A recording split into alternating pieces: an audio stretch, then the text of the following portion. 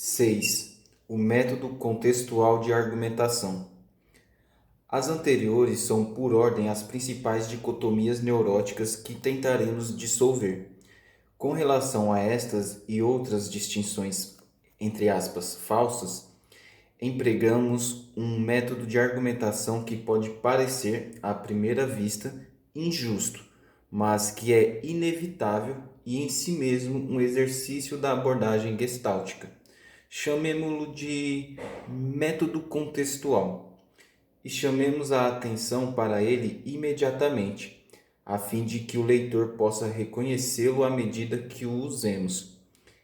Erros teóricos fundamentais são invariavelmente caracterológicos, o resultado de uma deficiência neurótica de percepção, sentimento ou ação.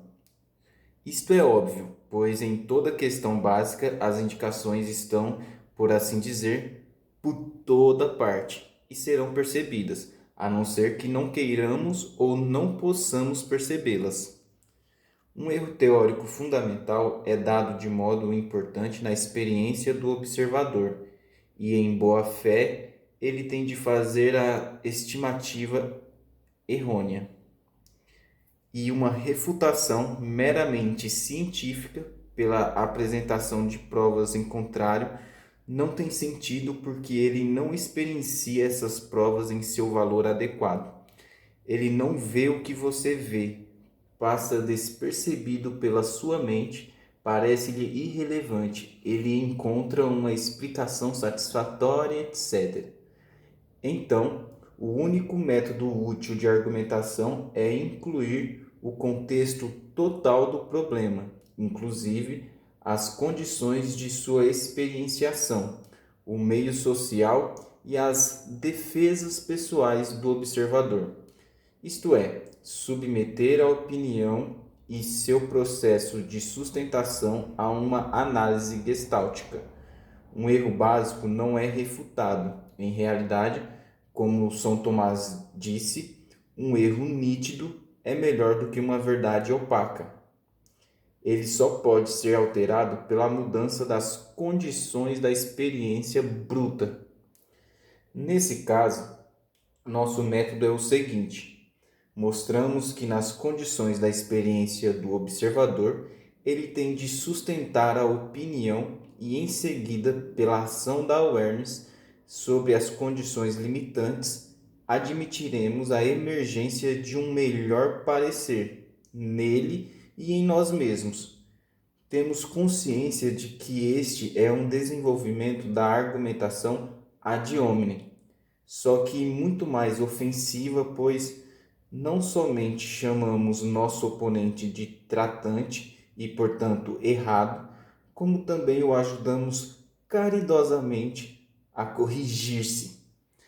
No entanto, por esse método injusto de argumentação, acreditamos fazer frequentemente mais justiça a um oponente do que é comum em polêmicas científicas, pois nós percebemos desde o princípio que um erro nítido já é um ato criativo e deve estar resolvendo um problema importante para quem o sustenta. 7. O método contextual aplicado às teorias de psicoterapia. Contudo, se dizemos e pretendemos demonstrá-lo que a psicoterapia faz diferença com relação aos preconceitos comuns, temos de dizer também o que nós mesmos consideramos ser a psicoterapia, pois ela está apenas em processo de se tornar algo. Desse modo, nos próximos capítulos, à medida que continuarmos nossa crítica de muitas ideias gerais, ao mesmo tempo deveremos continuar a nos referir a muitos detalhes especializados da prática terapêutica, pois atingir cada novo estágio de perspectiva geral faz diferença para os objetivos e métodos da prática. Há uma relação integral entre sua teoria, sua maneira de proceder e o que você encontra.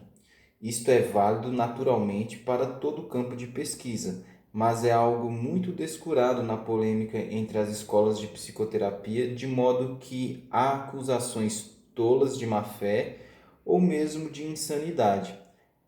A atitude e o caráter do terapeuta, incluindo o próprio treinamento deste, determinam sua orientação teórica, e seu método de procedimento clínico é derivado tanto de sua atitude como de sua teoria. Contudo, da mesma maneira, a confirmação que obtemos de nossa teoria é derivada do método empregado, pois o método e a expectativa do terapeuta cria em parte o que se descobre, da mesma maneira como o próprio terapeuta foi orientado como treinando. Além disso, essa relação tem de ser considerada, por sua vez, no contexto social do tipo seleto de pacientes que toda escola atrai na qualidade de seu material observado, nos padrões variados de cura e em nossa atitude com relação à avaliação social de comportamento aceitável e da felicidade alcançável. Tudo isto está na natureza do caso e é vantajoso aceitar esse fato em lugar de queixar-se dele ou condená-lo. Neste livro, aceitamos sinceramente como abordagens eficazes várias teorias e técnicas diferentes. São relevantes no campo total e, por mais que possam parecer incompatíveis a seus respectivos proponentes, ainda assim têm de ser compatíveis se consentirmos que emerja uma síntese entre elas pela aceitação e pelo conflito aberto, porque não consideramos que os melhores campeões sejam parvos ou hajam de má fé. E já que trabalhamos no mesmo mundo, deve haver em algum lugar uma unidade criativa. A questão é que, à medida que o tratamento progride, muitas vezes torna-se necessário mudar a ênfase da abordagem, do caráter para a tensão muscular, para o hábito da linguagem, para a conexão emocional, para o sonho e, de novo, para o caráter. Acreditamos ser possível evitar andar em círculos a esmo se, justamente pela aceitação do fato de que todos esses elementos fornecem uma variedade de contextos, nos concentrarmos na estrutura da figura fundo e proporcionarmos oportunidades abertas para que o self integre progressivamente o self.